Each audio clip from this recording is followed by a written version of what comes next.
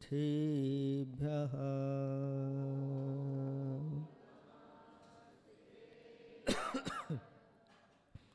नील गगन में अधर हो, शोभित निज में नील।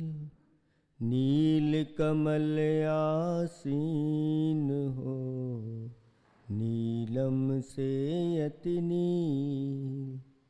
सील झील में तैरते, नेम जिनेस सलील। शील डोर मुझे बांध दो, डोर करो मत ढील। देवादिदेव 1008 श्री नेमिनाथ भगवान की। देवादिदेव 1008 वर्तमान शासन नायक महावीर भगवान की। परम पूज्य 108 आचार्य प्रवर गुरुवर श्री विद्यासागर जी महामुनिराज की। 3 कम 9 करोड़ मुनिराजों की।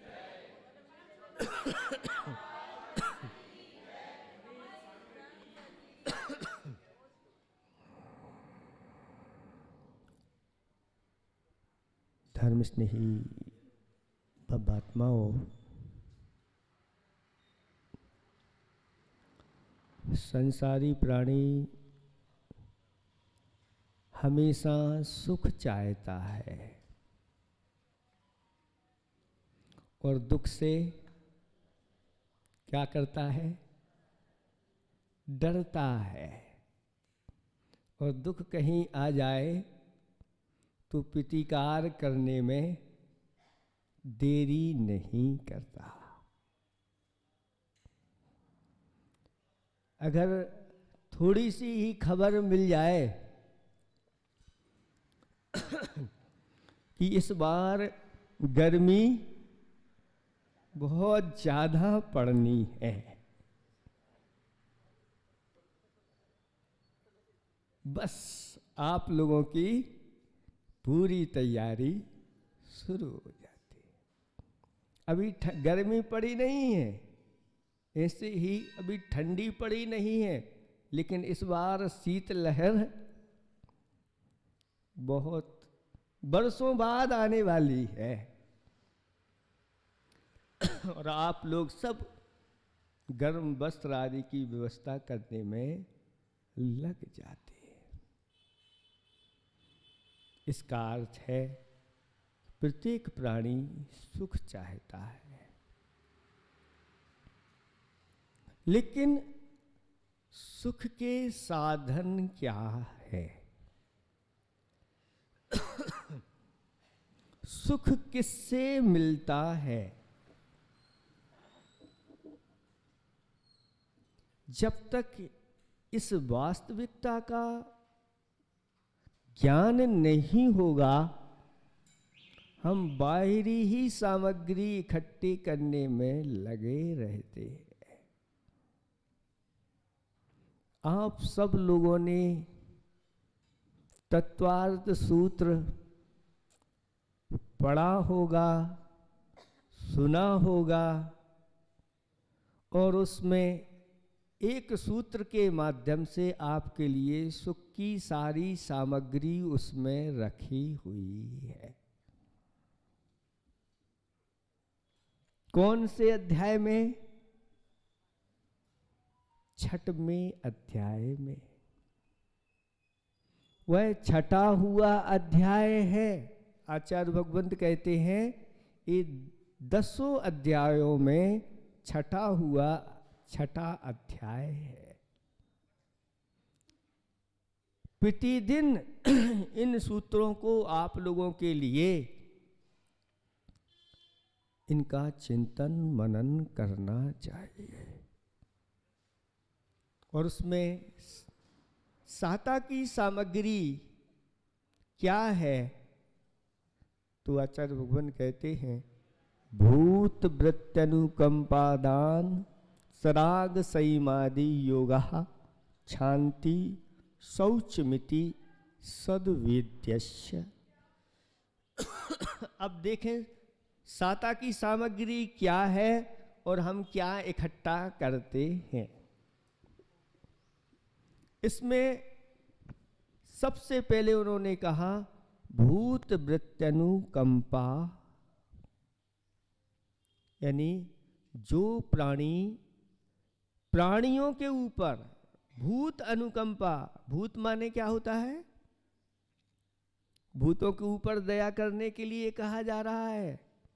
आचार्य भगवंत उमा स्वामी महाराज कह रहे हैं, भूत से यहाँ पर वो वाले भूत नहीं लेना, यहाँ पर जो बैठे हुए हैं इन सब को आचार्य भगवंतों ने भूत की संज्ञा दी है कि संसारी प्राणी कौन है?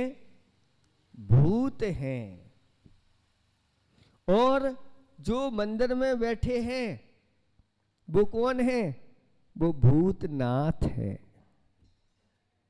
कौन है? भूतनाथ। आप लोग सहस्रनाम पढ़ते हैं, पढ़ा है?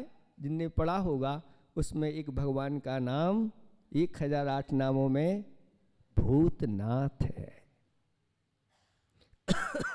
आपसे कोई कह दे भूतनाथ इधर आओ,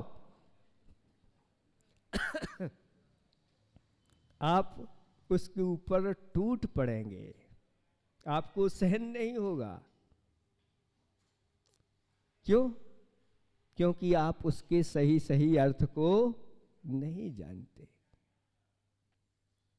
भूतनाथ का अर्थ होता है जो प्राणियों के नाथ भगवान हैं, वो भूतनाथ कहलाते हैं। लेकिन लौकिकता में भूतनाथ और किसी प्रकार से आप लोग लगा करके चलते हैं और उन शब्दों को आप सहन नहीं कर पाते।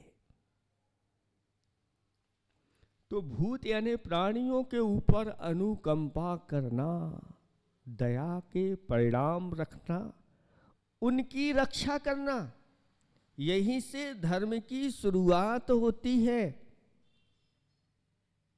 धम्मो दया विशुद्धो जीवाणम रक्षणम धम्मो, ये आचार्य भगवंतों के सूत्र हैं। और जो जीवों की रक्षा करता है, प्राणियों के ऊपर अनुकंपा के भाव रखता है, दया से विशुद्ध जो होता है, वह निरंतर साता का आश्रय उसके अंदर होता रहता है। उसका खजाना साता से भरता रहता है। जब यह खजाना उदय में आता है तो उसके लिए सभी प्रकार के सुख मिलते हैं। उसके लिए फिर सुख की सामग्री इकट्ठी करने की आवश्यकता नहीं होती। उसके लिए ऐसा वातावरण मिलता है कि जहाँ ना ठंड लगती है और ना जहाँ गर्मी लगती है। समशीतोष्ण वातावरण उसके लिए जीवन पर्यंत मिलता है। ऐसी कौन सी जगह है? कौन सी जगह है? तो कहते हैं स्वर्ग में ऐसा ही वहां रहता है। ना तो ठंड लगती है ना गर्मी लगती है। ना वहां स्वर्ग में वर्षा होती है। वहां तो जीवन पर्यंत अपने अनुकूल वातावरण रहता है। साता का उदय चलता रहता है। ना वहां किसी प्रकार के रोग होते हैं, ना वहां बुढ़ापा आता है। लंबी उम्र के अमर होते हैं, वो चिरकाल तक जीने वाले होते हैं और विक्रिया के माध्यम से जो वस्तु चाहिए उपलब्ध हो जाती है। जहां जाना हो पलक झपकते ही वहां उपस्थित हो जाते हैं। ऐसा सुख क्यों मिलता है? तो कहते हैं जो प्राणियों के ऊपर अनुकंपा करते हैं, नीचे देख करके चलते हैं।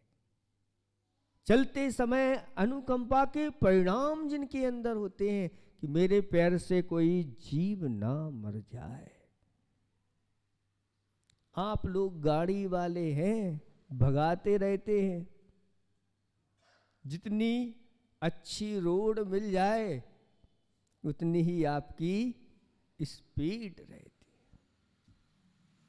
नीचे कौन आ जाए इतनी स्पीड में पता भी नहीं चलता कि कौन है नीचे भागते। ऐसे भागने के लिए हमारे आचार्य भगवंतों ने मना किया है। उसकी भी एक सीमा होना चाहिए कि चलते समय, गाड़ी चलाते समय भी दृष्टि जीवों को बचाने के भाव अगर हैं तो वहाँ भी आप साता का आश्रय कर सकते हैं। और जिन वस्तुओं में जीव भरे पड़े हुए हैं, इसलिए आचार्य भगवंत कहते हैं कि पानी छान करके पियो। अपने उपयोग में जो जल ला रहे हो उसको छान करके उपयोग लाओ। अगर आप छान करके पानी नहीं पी रहे हो और प्रत्येक कार्यों में अनछने जल का उपयोग कर रहे हो तो कहते हैं कि ऐसा व्यक्ति निरंतर असाता का आश्रय करता है। और आगे जाकर के शास्त्रों में लिखा है कि वह बैतरणी नदी का पानी पीता है। सुन रहे हैं आप पूजा पाठ करने वालों, ये आचार्य भगवंतों की वाणी है। यानी नरकों में जाकर के वह जन्म लेता है और निरंतर वहाँ असाता का उदय चलता है। वहाँ पानी पीने को नहीं मिलता। अगर पीता है तो किस नदी का पानी पीता है? वहाँ पर बैतरणी नाम की नदी होती है जिसमें जल नहीं होता उसमें तेजाब जैसा क्षार भरा रहता है। उसको जल मान करके पीने के लिए तैयार होते हैं। हाथ डालते हुए हाथ ही गल जाते हैं। ऐसी दशा वहाँ की हो जाती है। इसलिए आचार्य भगवंत कहते हैं इन जीवों की रक्षा करना है तो आप जल को छान करके पिए। विज्ञान ने भी सिद्ध कर दिया कि जल की एक बूंद में कितने होते हैं? 36,450। तो एक गिलास में कितनी बूंदें होगी? और एक जग में कितने बूंदें होगी? और दिन भर में कितने लीटर पानी होता है, उसकी बूंदें कितनी होगी और उनके जीव कितने होंगे आप लगा सकते हैं। और अगर आप संकल्प के साथ चलते हैं कि मैं पानी पीऊंगा तो छना हुआ पानी ही पीऊंगा।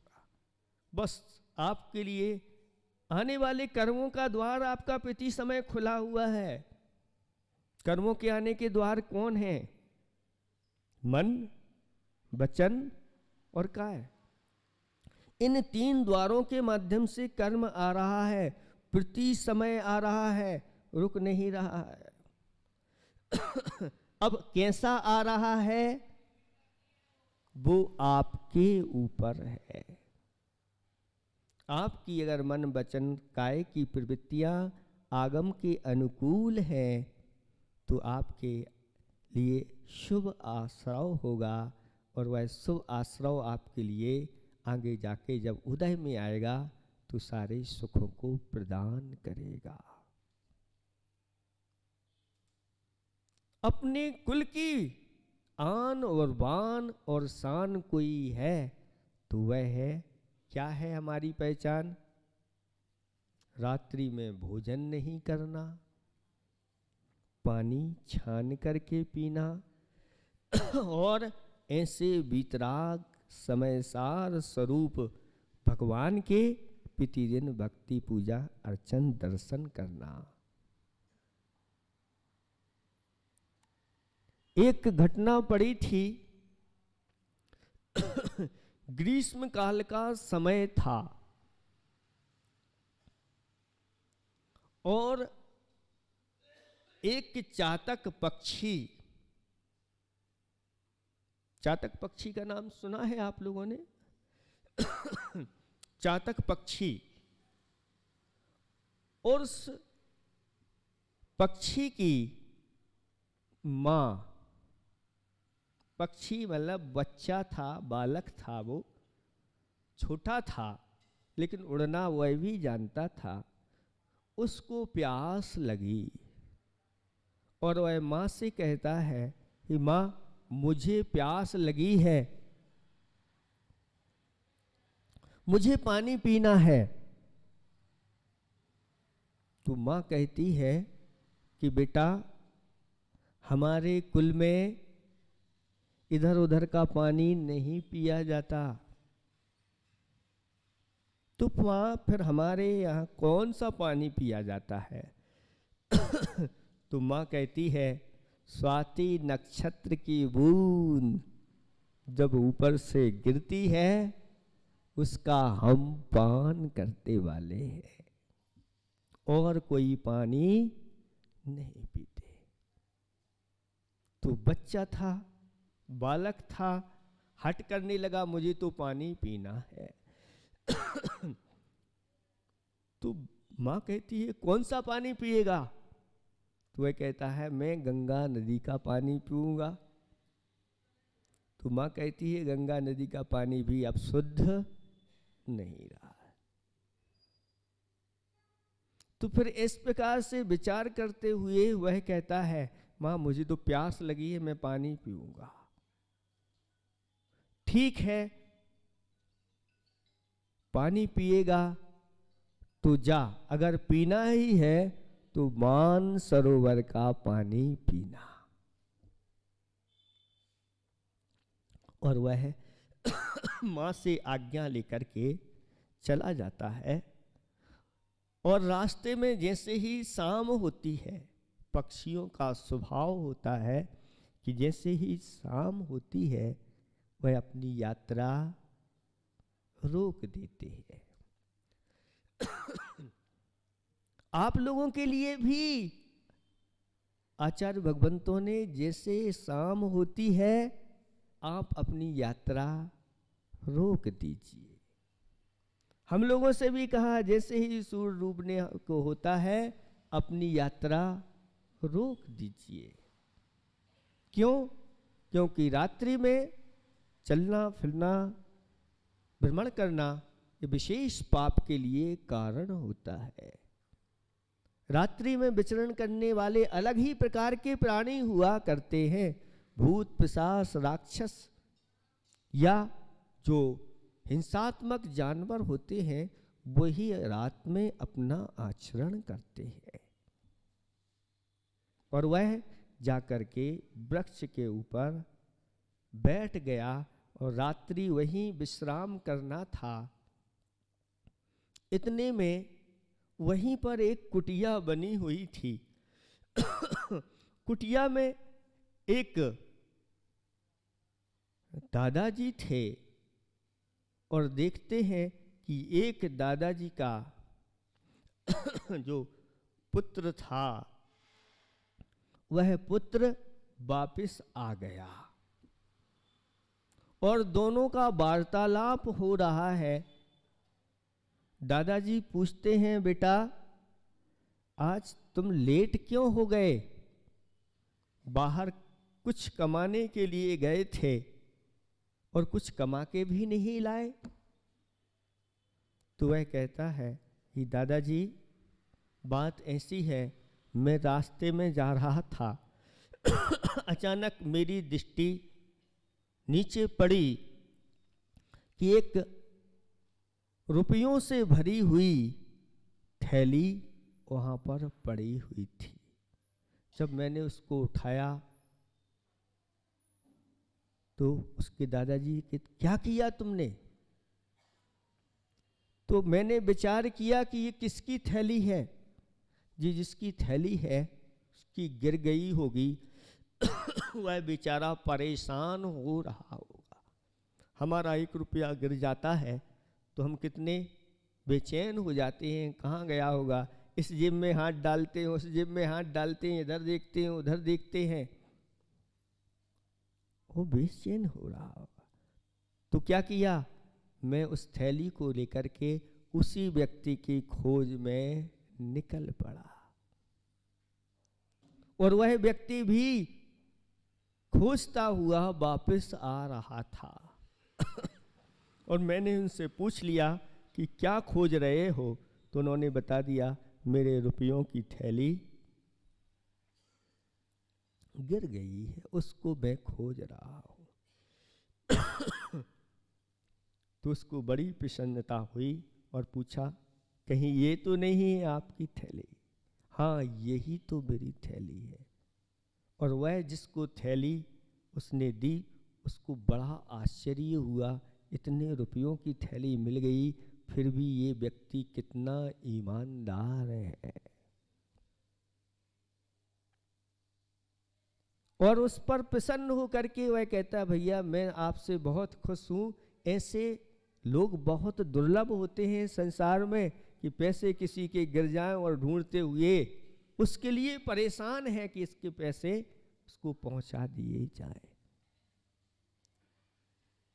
यही तो हमें सिखाया है। जब प्रार्थना पढ़ते थे छोटे में तो उसमें एक प्रार्थना आती है कि हमारा धर्म हो सेवा, हमारा कर्म हो सेवा, सदा ईमान हो सेवा, व सेवक चर बना देना, दया कर दान भक्ति का हमें परमात्मा देना। उसने कहा भैया आधा वे ले लो, हम अपनी तरफ से देते हैं। तो वह व्यक्ति कहता है नहीं, मेरे दादाजी ने सिखाया है कि मुफ्त में कोई कुछ भी दे उसको लेना नहीं, हमेशा परिश्रम के माध्यम से जो मिले उसी को ग्रहण करना। खून पसीने की मिलेगी तो खाएंगे, नहीं तो बंधुओं भूखे ही सो जाएंगे। परिश्रम के माध्यम से इतना उसने आकर के अपने दादाजी को कहा और दादाजी ने उसकी पीठ को थपथपाया, अपने हृदय से उसको लगा लिया, धन्य है बेटा, तूने आज उस चातक पक्षी के समान अपने कुल की आन बान और शान को जीवित रखा है। क्या कहा? उस चातक पक्षी के समान अपने कुल की आन और बान और शान को जीवित रखा है कि किसी का कुछ लिया नहीं और वापस लौट करके आ गया। मुझे बहुत खुशी हुई है। देखो ये कुल की आन बान शान के लिए कितने लोग समर्पित रहते हैं। ऐसे ही हमारे कुल की आन बान और शान भी है। वह क्या है?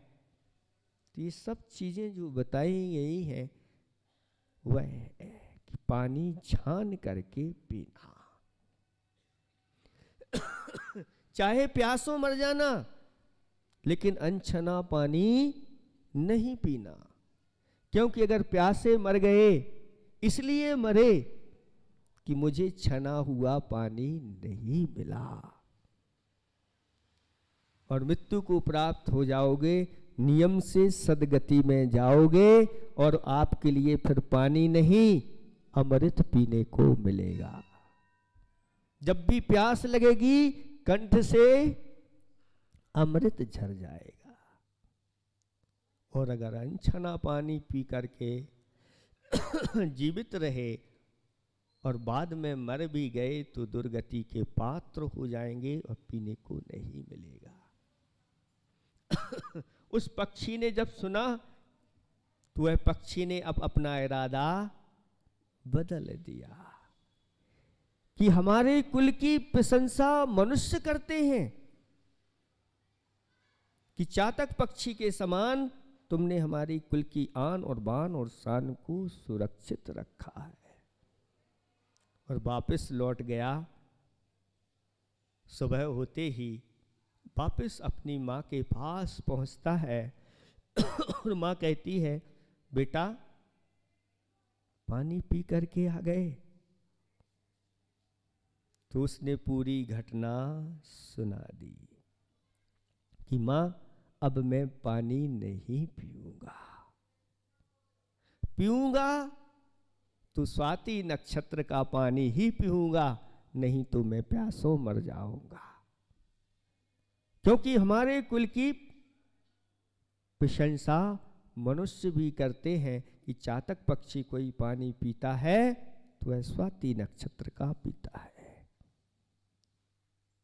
इतना कहा नहीं और माँ ने उसको अपने हृदय से लगा लिया। वाह बेटा वाह, तूने अपने कुल की आन और बान शान को जीवित रखा है। हम क्या करते हैं?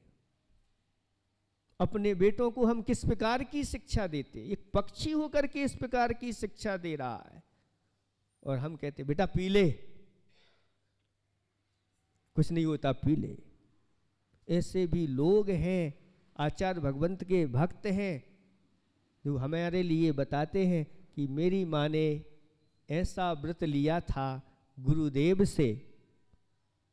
पूज्य वीर सागर महाराज हुए थे, उस समय आए थे, उन्होंने छठवीं प्रतिमा को लिया था उनसे। और छठवीं प्रतिमा में मन वचन काय कृत कारित अनुमोदना से रात्रि भोजन का त्याग किया था। तो माँ ने जब मेरा जन्म हुआ तो मेरी माँ ने रात्रि में कभी मुझे दूध नहीं पिलाया।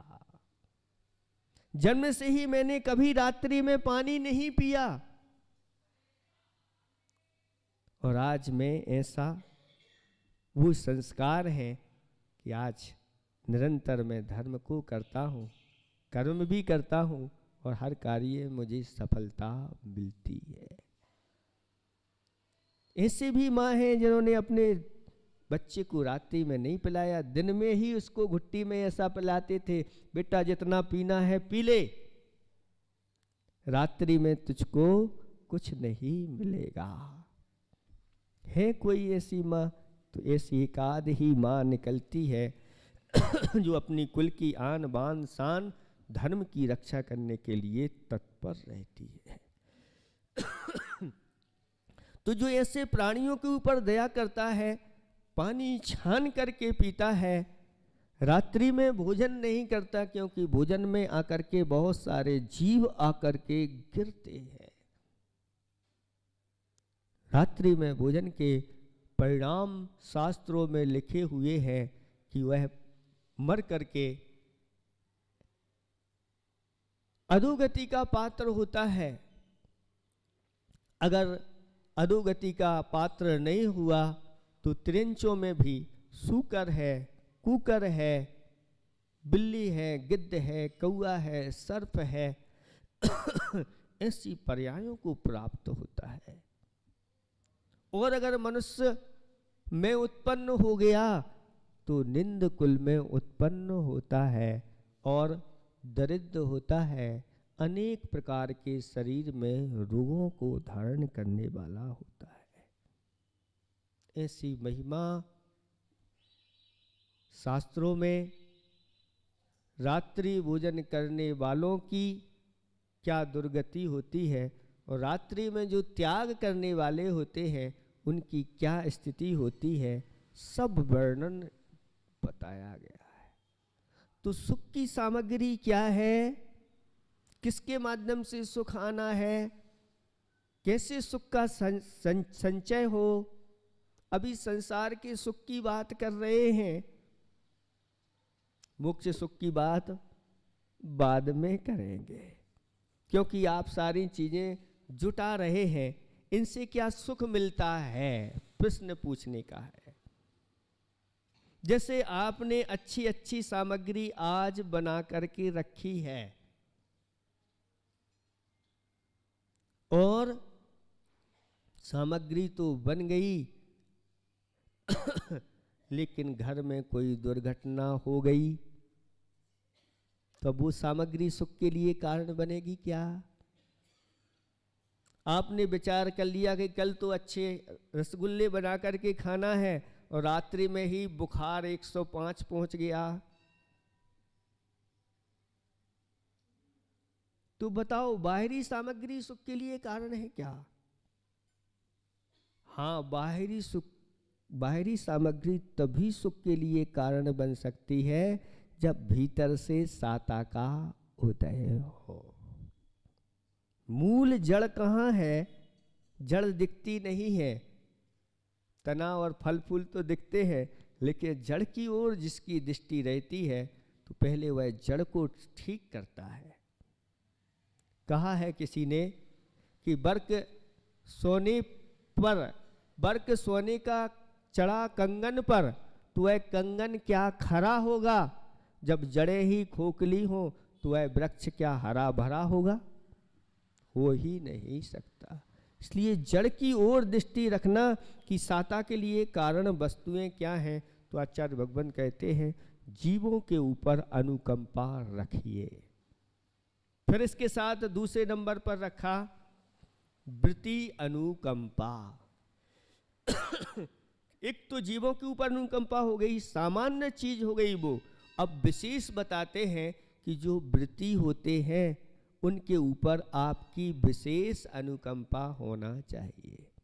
विशेष अनुकंपा क्या?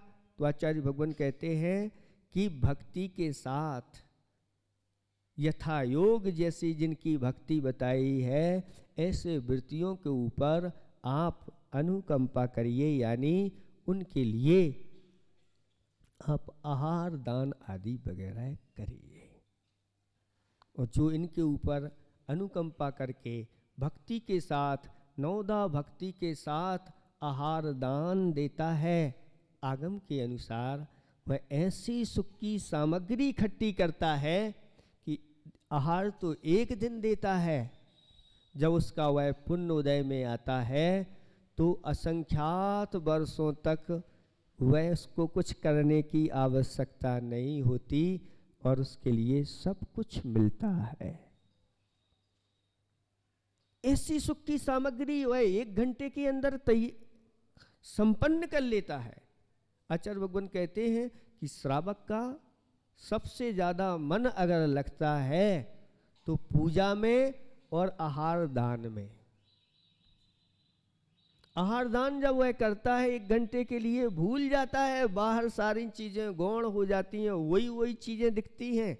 और तो और क्या, अगर महाराज वहीं पर रुके हुए हैं तो 24 घंटे वही चर्चाएं, वही चीज। आहार हो तो उसकी चर्चा और नहीं हो तो उसकी चर्चा। ये चर्चाएं होती रहती हैं निरंतर, धर्म ध्यान के लिए उसके लिए कारण बन जाती है। इसलिए कहा कि वृत्तियों के लिए विशेष अनुकंपा हमारी होना चाहिए। अब ऐसे महाराज आपने कहा कि ऐसे असंख्यात वर्षों तक बैठे बैठे खाएंगे, ऐसा कोई उदाहरण है क्या? तो आप लोगों ने आदिनाथ भगवान के पूर्व भाव पढ़े हैं क्या? पढ़े हैं? उसमें वज्र जंघ और श्रीमती दोनों ने वन में 2 चारण रिद्धिधारी मुनिराजों के लिए आहार दान दिया था। उसके फलस्वरूप उनकी मृत्यु हो गई बाद में, और उन्होंने मनुष्य आयु का बंध किया और उत्तम भोग भूमि में जाकर के दोनों उत्पन्न हो गए। वहां 3 पल की आयु थी। 3 पल की आयु, पल नहीं, 3 पल नहीं, पल। पल कितना होता है? तो सागर की जैसी बूंदें होती हैं, एक एक गिनो, आप गिन सकते हो। इतना बड़ा काल उनके लिए मिला और 10 प्रकार के कल्प वृक्ष उनको प्राप्त हुए। उन 10 प्रकार के कल्प वृक्षों के माध्यम से सारी सामग्री वह प्राप्त कर लेते थे। न उन्हें अस्सी करना, न मसी, न केसी, न वाणिज्य, न शिल्प, किसी प्रकार की ना कोई विद्या। ये सब किसका परिणाम है? तो आचार्य भगवान कहते हैं यह वृत्ति के ऊपर अनुकंपा का परिणाम है। ऐसा व्यक्ति थोड़े ही समय में बहुत बड़े सामग्री संचय कर लेता है। तो भूत वृत्तनुकंपा, फिर तीसरे नंबर की और चीज बताई है, दान है। 7 क्षेत्र दान के बताए गए हैं। ऐसे क्षेत्रों में जो अपने उत्तम धन रूपी बीज को बो देता है, उसके लिए कहा कि वह संसार के सर्वश्रेष्ठ सुखों को प्राप्त करके एक दिन उसी के पंच कल्याणक हो जाते। किसके? उसी व्यक्ति के पंच कल्याणक होने लगते हैं। जो यहाँ पर पंच कल्याणक अभी आप लोग करते हो, शामिल होते हो, इनका पुण्य आगे जाके उदय में आएगा तो आपके लिए भी इस प्रकार की स्थिति बनेगी।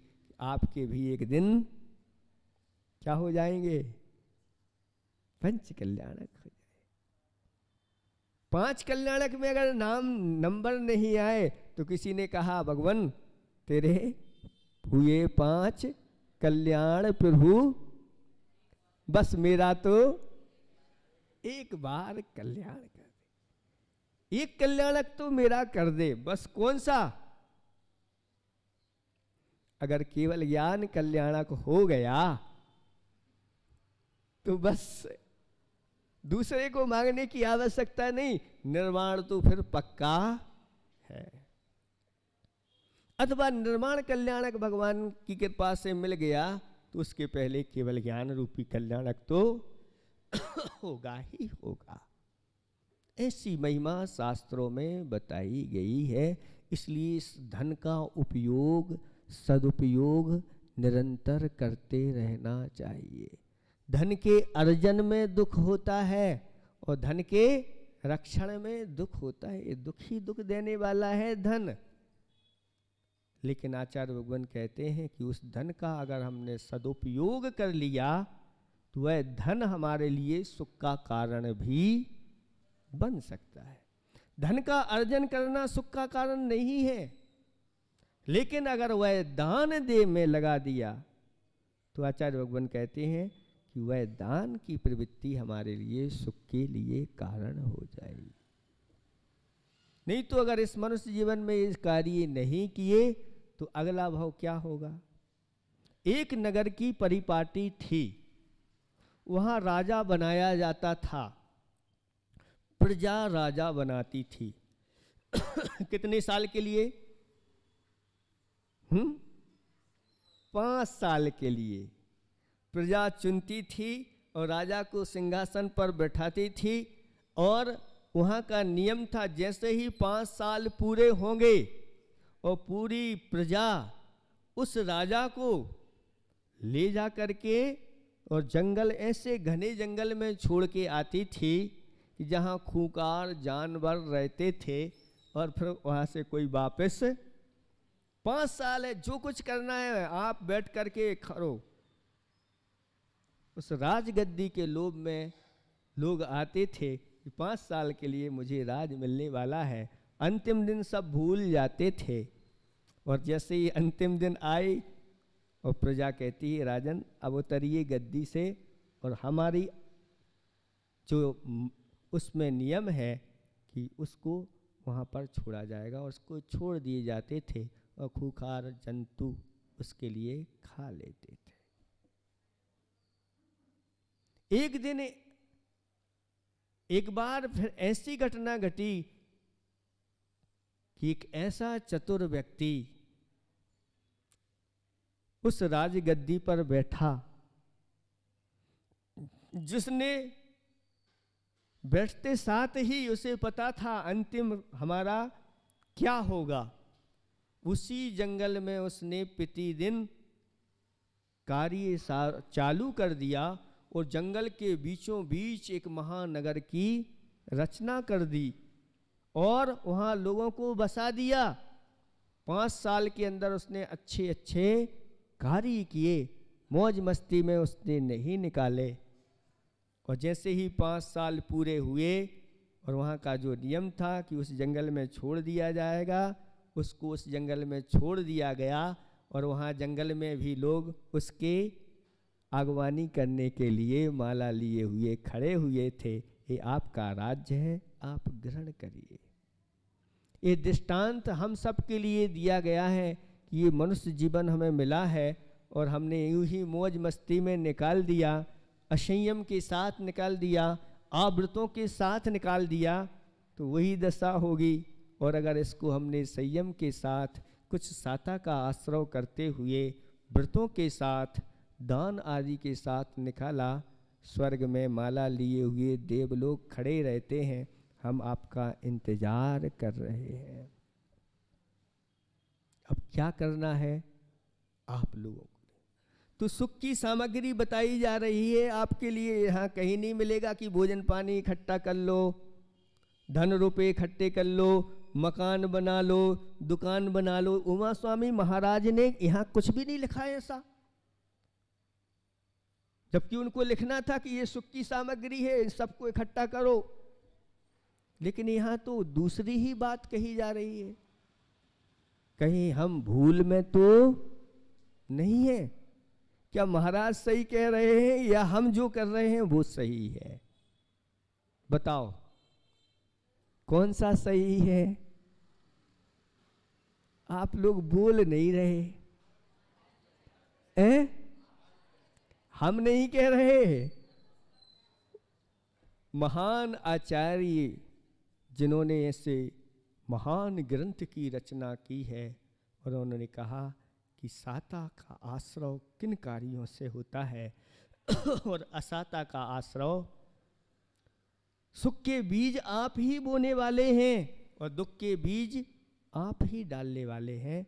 सुख के बीज किन वस्तुओं से डलते हैं और दुख के बीज किन वस्तुओं से डलते हैं, वो सारी चीजें यहाँ पर। तो भूत वृत्त अनुकंपा दान, फिर इसके बाद सराग संयमादि। सराग संयम क्या कहलाता है? जो मुनिराज ने रत्नात्रय को धारण किया है, और जो मुनिराज प्रवृत्ति करते हैं अपने षट आवश्यों के माध्यम से, ऐसे वह मुनिराज निरंतर उस साता का आश्रय करते रहते हैं। आदि शब्द से जो अणुवृत्ति हैं, जिन्होंने पंचम गुण स्थान धारण कर लिया है, ऐसे संयम असंयम को धारण करने वाले भी निरंतर उस साता का आश्रय करते रहते हैं। जिन्होंने अपने जीवन में व्रतों की बाड़ लगा ली है, ऐसे व्यक्ति निरंतर सुरक्षित रखते हैं अपने आप को। फिर इसके बाद सराग संयम आदि में आचार्य भगवंतों ने पूजा है, अभिषेक है, भक्ति है, जाप है, आदि आदि जो भी शुभ कार्य होते हैं, ये भी साता के आश्रय के लिए कारण होते हैं। सराग संयमादि योगः, ऐसे मन वचन काया को शुभ बना करके जो रखता है, सरल बना करके रखता है, वह व्यक्ति निरंतर साता का संचय करता है। इसके बाद फिर और अच्छे शब्द आ रहे हैं। सराग संयमादि योगा शौच शांति, एक शब्द आया शांति ही। शांति का अर्थ होता है जो व्यक्ति अपनी कसाओं को मंद रखता है, यानी क्षमा भाव को जो निरंतर धारण करता है। क्रोध के बहुत सारी सामग्री मिल गई है और उसको क्षमा कर दिया, तो आचार्य भगवंत कहते हैं ऐसा सुख संपादन होता है कि वह आगे जाकर के सुख प्रदान करता है। और अगर टूट पड़े उसके ऊपर, तो उसी समय असाता का आश्रय प्रारंभ हो जाता है, घाटे का सौदा हो जाता है। और जो क्षमा भाव धारण करते हैं, सहनशील होते हैं, वह आगे जाकर के उनको लिए सब सुख मिलते हैं। और अंत में रखा शौचम इति, शौचम का अर्थ होता है संतोष धारण करना, निर्लोभता धारण करना। जो व्यक्ति जितना निर्लोभी होता है, जितना संतोषी होता है, उसके लिए आगे जाकर के उतना ही सुख मिलता है, वर्तमान में भी सुख मिलता है उसको। इसलिए कहावत है, संतोषी सदा दुखी सुखी, संतोषी सदा सुखी और असंतोषी सदा, कितना भी हो, अरबों खरबों की संपदा भी है, लेकिन असंतोषी है तो क्या है? इतना सब कुछ दिया, पूर्व के पुण्य से इतना सब कुछ मिला, 6 खंड का साम्राज्य, 9 निधियां, 14 रत्न, प्रतिदिन एक रसोइया बनाने वाला, 56 प्रकार के पकवान आदि आदि सब कुछ हैं, फिर भी चक्रवर्ती सुखी नहीं है। क्यों? क्यों? संतोष नहीं है। एक आम और मिल जाए, शुभोम चक्रवर्ती के लिए एक आम खाने के लिए दिया, उतने में वह संतुष्ट नहीं हुआ, और आम कहाँ मिलेंगे, चलो मुझे ले चलो। और वह शुभोम चक्रवर्ती एक आम के चक्कर में जाकर के अपने 6 खंड को छोड़ करके समुद्र में पहुंच जाता है, और वहाँ पर जो पूर्व का बैरी था उसने बदला लिया और उसको वहीं पर मार दिया गया, और वह मर करके 7वें नरक में चला गया। संतोषी और असंतोषी देख लो भाई, आप ही लोग कह रहे बहुत समझदार हैं आप लोग। इस रीति से जो चलता है, इस नीति से जो चलता है, वही वास्तव में सुख से प्रीति करता है, उसी के लिए सुख मिलता है। इसलिए आचार्य भगवंत ने एक दोहा लिखा है, उसको सुना करके फिर समाप्त करने वाले हैं, क्योंकि समय आपका हो गया है। धो मन को धो सको, धो मन को धो सको, तन को धोना व्यर्थ। धो मन को धो सको, तन को धोना व्यर्थ। खो गुण में खो सको, खो गुण में खो सको, धन में खोना व्यर्थ। अगर धोना है तो किसको धोना है? मन को तो आप लोग धोते नहीं हैं, तन को।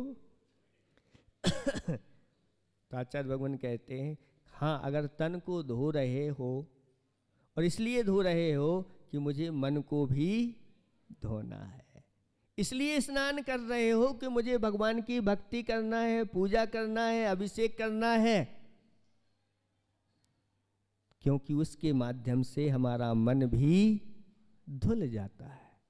मन को धोने के लिए अगर तन को धोते हो तो ठीक है, लेकिन आचार्य भगवान कहते हैं कि अगर आप लोग विषय भोगों के लिए इस तन को धोना चाहते हो तो तन को धोना व्यर्थ।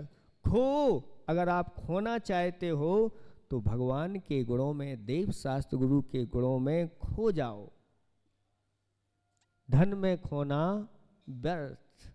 अगर धन में अपना जीवन खो दिया तो व्यर्थ हो जाएगा, और आगे जाके अनर्थ भी हो जाएगा। इसलिए इन सब से हमें बचना है। तो तत्वार सूत्र का 6वें अध्याय को आप लोगों को निरंतर इसका चिंतन मनन करना चाहिए। और ये अध्याय आप लोगों के लिए ऐसी खुली किताब है जो वास्तविकता को बताती है। जब इसको पढ़ते हैं तो देखते हैं लोग कर क्या रहे हैं और करना क्या चाहिए। ये सारे विपरीत असाता की सामग्री संचय करने में लगे हुए हैं, और अंत में जाकर के कुछ लगता नहीं, हाँ सब यही छूट जाता है।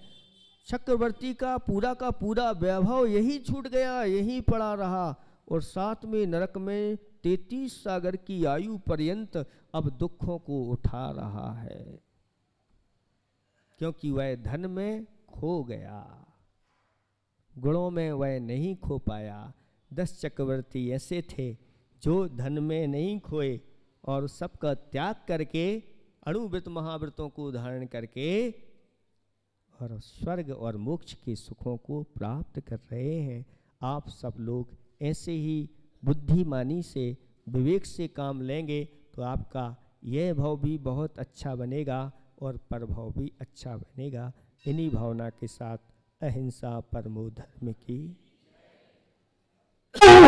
सांझ सवेरे दीप जलाती गुरुवर, सांझ सवेरे नैना में बसिया जैसे नैनिया तेरे कमल नैन से नैन कर गए मुझको बेचैन, तेरे कमल नैन से नैन कर गए मुझको बेचैन, तेरे कमल नैन से नैन कर गए मुझको बेचैन, तेरे कमल नैन से नैन तेरे कमल प्यारे प्यारे, तेरे चरण कमल प्यारे प्यारे, हमें यहाँ पर है रहना,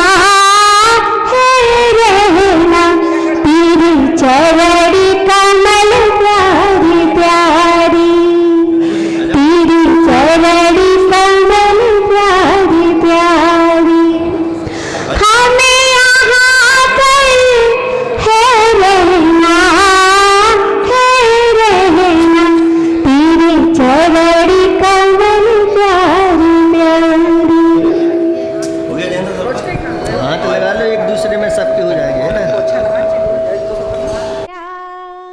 मुझे दे दो ज्ञान प्रसाद जिनवाड़ी मैया, कर्मों ने सताया गुरु में आया, दे दो चरण की छैया, तेरा वाल पुकारे आए जिनवाड़ी मैया, मुझे दे दो ज्ञान प्रकाश जिनवाड़ी मैया।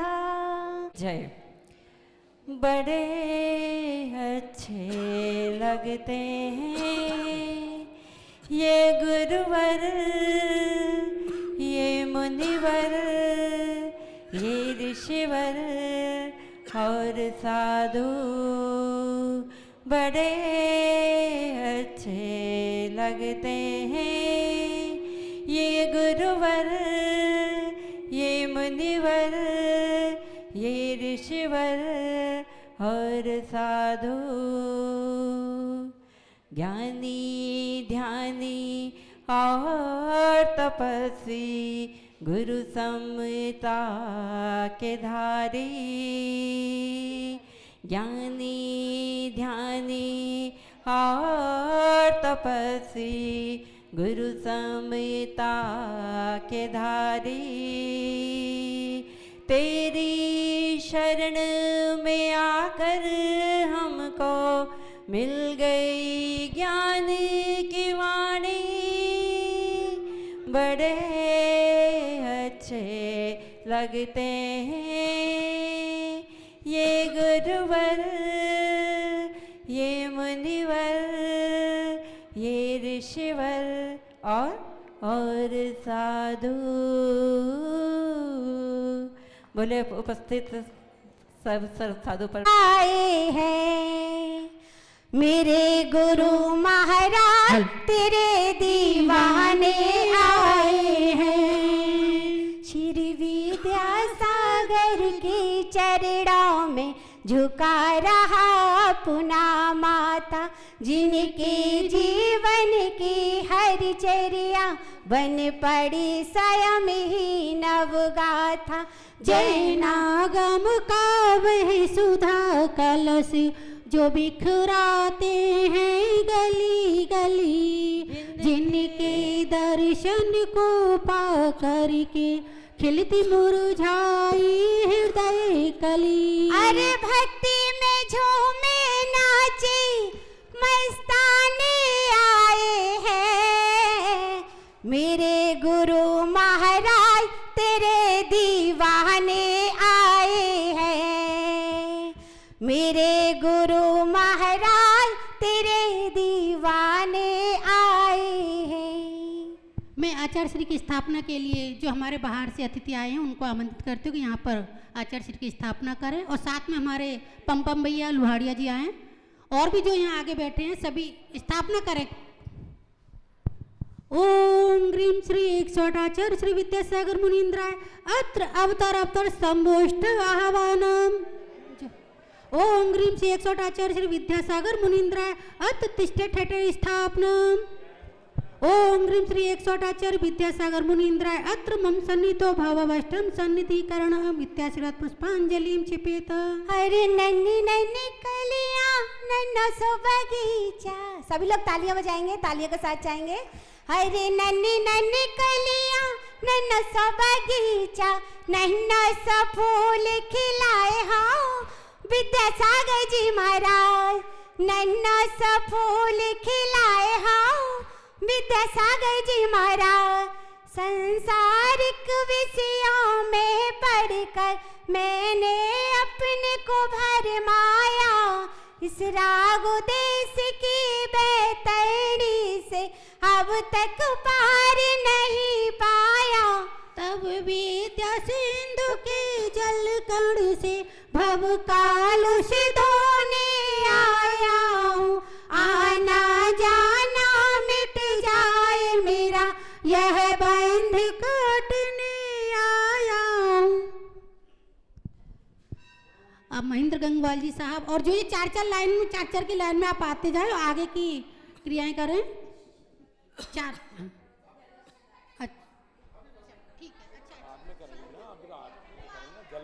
3-4 जने यहाँ पर खड़े हो जाएं, फिर जो भी, हाँ तुम फटाफट करा दे। हाँ ठीक ठीक जी।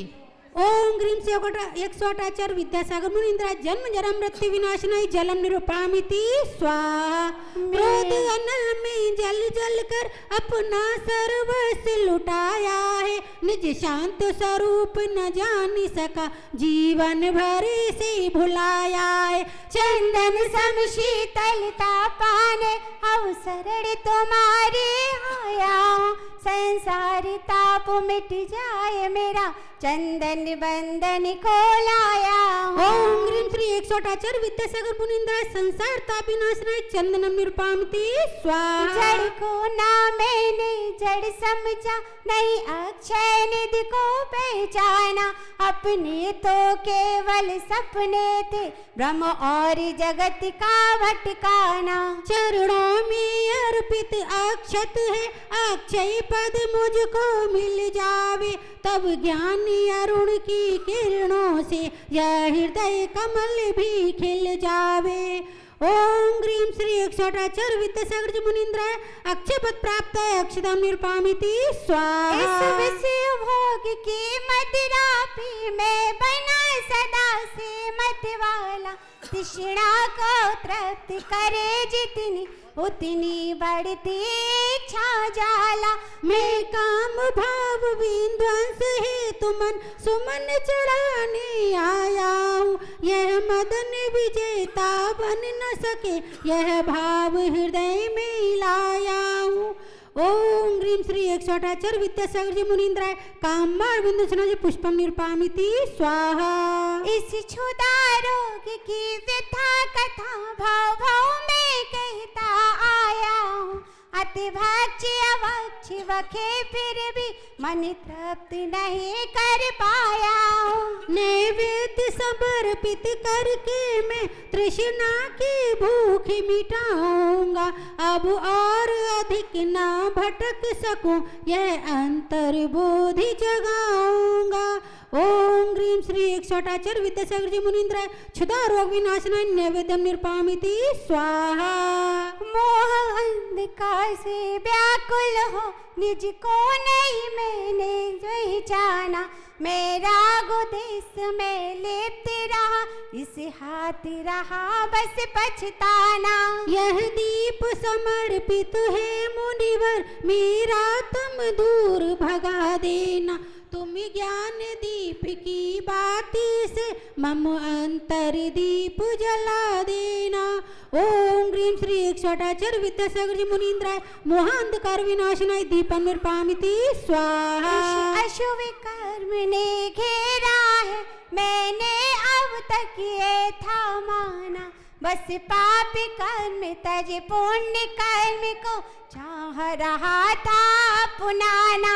शुभ अशुभ कर्म सब रिपुदल है मैं इन्हें जलाने आया हूँ, इसीलिए तब चरणों में अब धूप चढ़ाने आया हूँ। ओम ह्रीं श्री एकशोटाचर विद्यासागर जी मुनीन्द्राय अष्ट कर्म दहनाय धूपं निरूपयामि स्वाहा।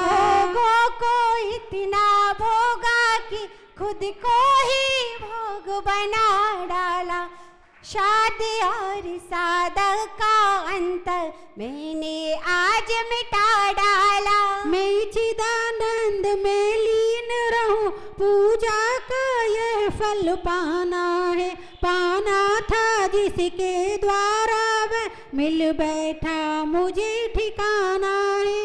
ओम ह्रीं श्री एकशोटाचर श्री विद्यासागर जी मुनीन्द्राय मोक्ष फल प्राप्त है फलम निरूपयामि स्वाहा। ना भूलूंगा मैं ना भूलूंगी इन गुरुवर को इन मुनिवर को, मैं ना भूलूंगा मैं ना भूलूंगा मैं ना भूलूंगी।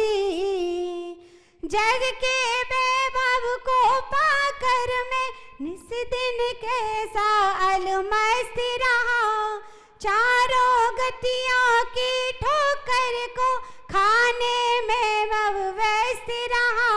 मैं हूँ स्वतंत्र ज्ञाता दृष्टा मेरा परसी क्या नाता है, कैसे अनर्घ पद पा जाऊं यह अरुणि भावना बताई। ओम ह्रीं श्री एकशोटाचर विद्यासागर जी मुनीन्द्राय अनेक प्राप्त दीप जलवाति फल अर्घ्यं निरूपयामि स्वाहा।